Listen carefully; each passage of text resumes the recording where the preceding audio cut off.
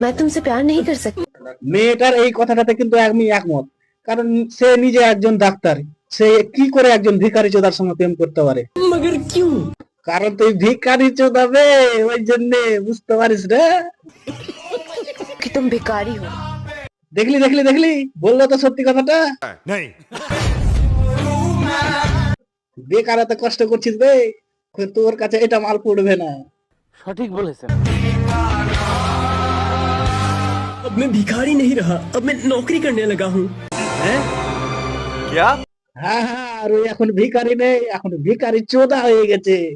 बोलें कि নকরি করতে লেগেছে না। अब तो मुझसे प्यार करोगी ना? इसकी मौत।